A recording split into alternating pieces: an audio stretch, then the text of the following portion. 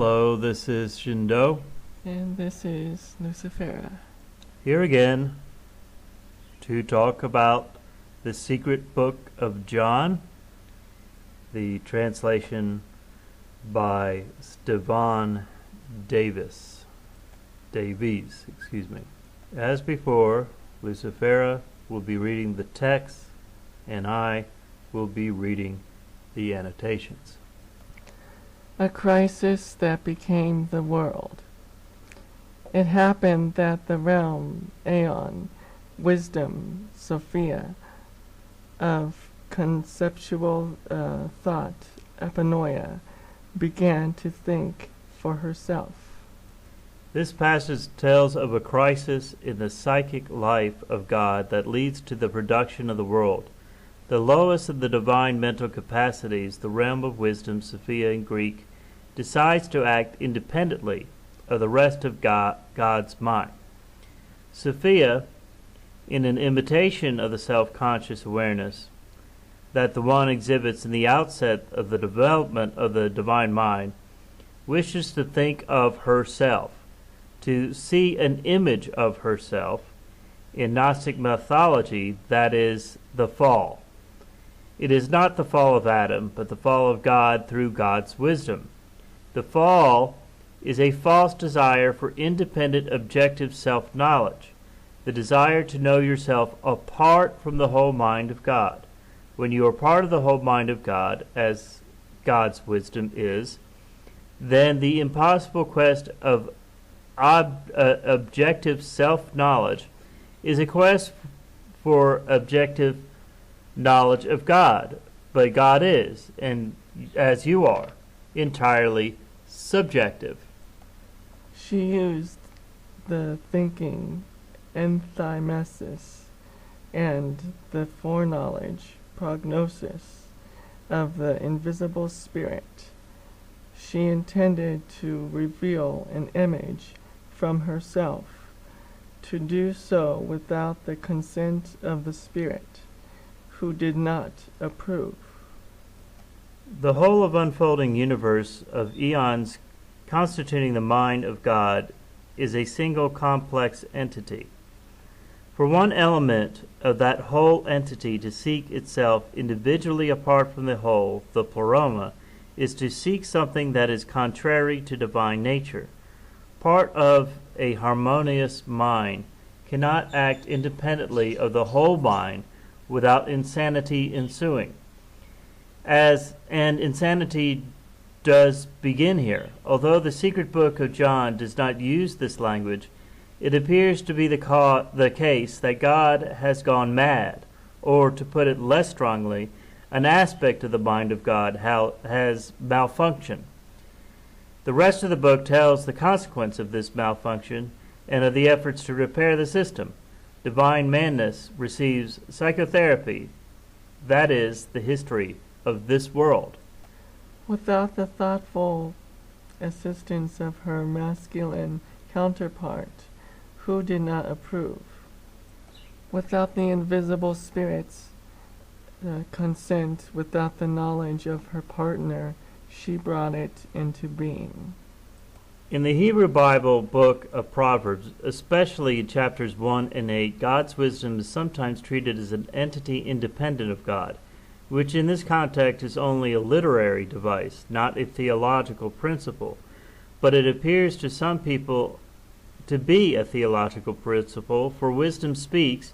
She travels down to the world to be received sometimes and rejected most of the time, and she assists God in creation. The idea of an independently acting wisdom may have seemed a problematic notion to the Gnostics. They developed the idea that wisdom wrongly acted independently of God, and therefore she fell into crisis. The wisdom of God never stops being part of the mind of God. Accordingly, even though Sophia, wisdom, misconceives herself and thinks in an improper manner, not in accord with the rest of the divine mind, her thoughts take place nonetheless. What takes place in the mind of God is reality. Accordingly, because Sophia retains divine power, her thoughts become reality.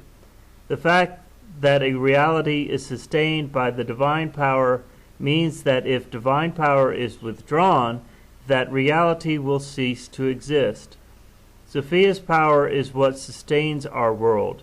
Its withdrawal is God's providential plan to ensure that all divine power will forever attain and remain in the fullness of God. Because she had unconquerable power, her thought was not unproductive. Something imperfect came out of her. The idea of God's wisdom, Sophia, having creative power is attested in the canonical books of Proverbs in the Hebrew Bible, where she is present with God during creation as a semi-independent aspect of God. Proverbs 8:22 through 36.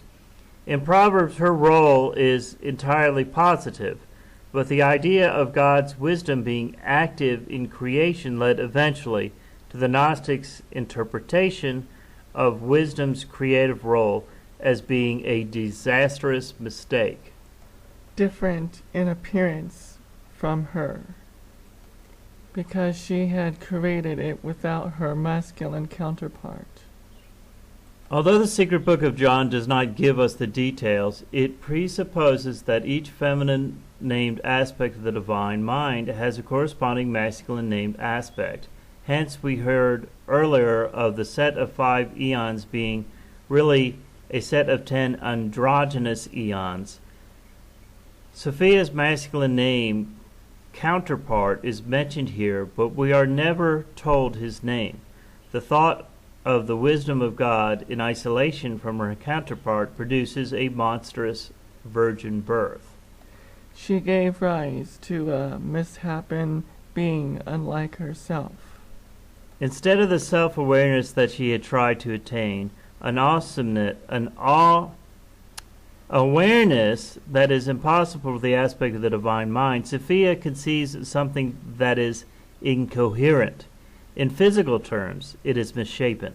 In the ancient world, it was often believed that the production of an infant, that the male provided form and the female substance. In the absence of a male element, Sophia has produced only substance. Sophia saw what her desire produced. It changed into the form of a dragon without lion's head, and eyes flashing lightning bolts. She cast him far from her, outside of the realm of the immortal beings, so that they could not see him. After its initial emergence as a misshapen mass, Sophia's inadequate and mistaken self-image takes on monstrous form.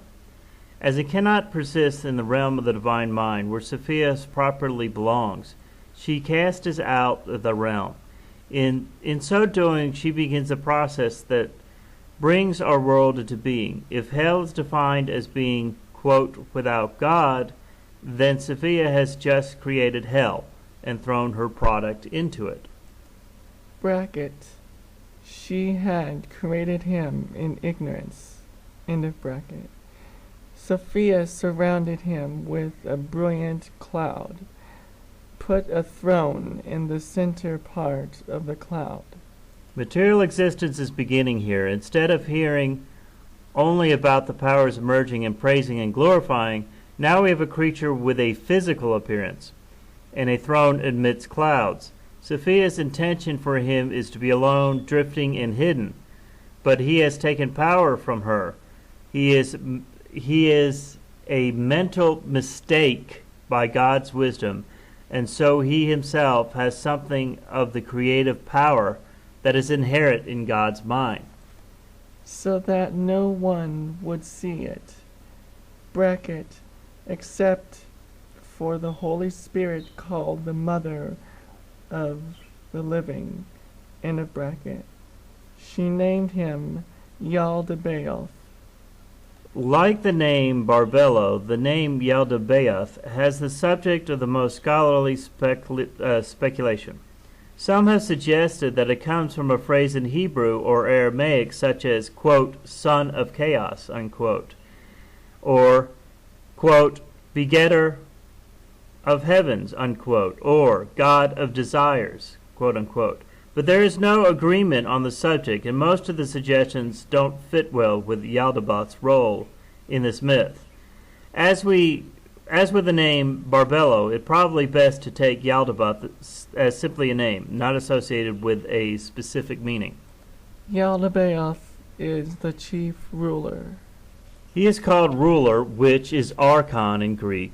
His subordinates will also be called archons or exorasa, power or energy, and sometimes even called his angels, but in English the word demon describes them all best.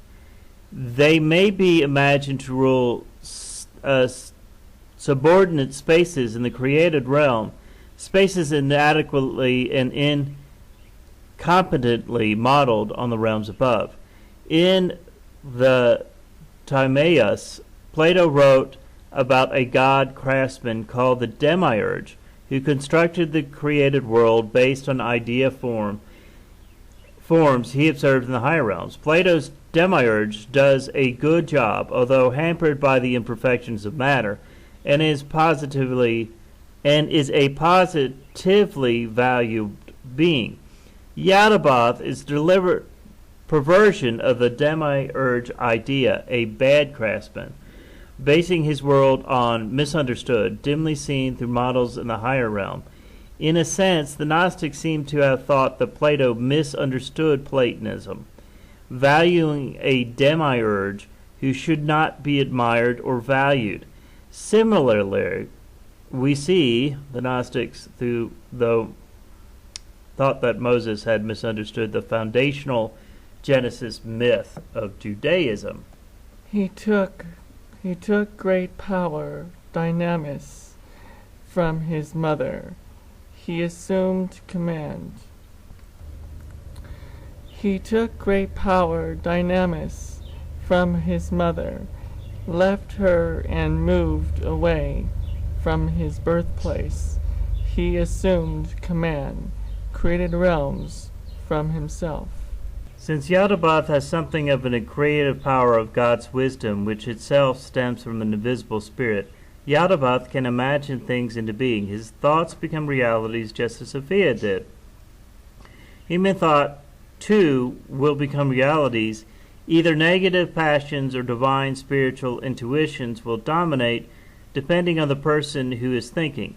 Since reality only consists of the realm of God, Yaldabaoth imagines such realms for himself, artificial imitations of the real, aeons existing in a new space that is removed from the divine. Yaldabaoth's moving first because his mother drove him away, and now on his own volition is the creation of space itself. With a brilliant flame that continues to exist even now. Here in this chapter we have a much better image of the wisdom aspect of God, the divine feminine Sophia. Due to her own wanting to see herself independent from this God nature, this universal mind, she created this entity we call the Demiurge, who is the creator of material things. Basic Gnostic idea here that matter in and of itself is essentially from a mistake started by Sophia and perpetuated by an entity you might call her son. This is the entity called the Demiurge. It is also the entity that is the God of the Old Testament.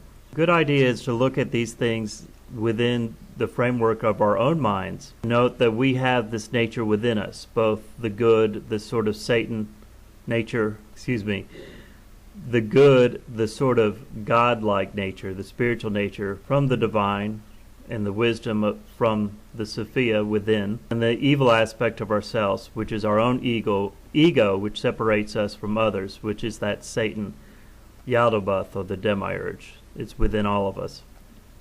Again, this is ShiDo. And this is Lucifera. Signing off. we'll be doing this again soon. Bye.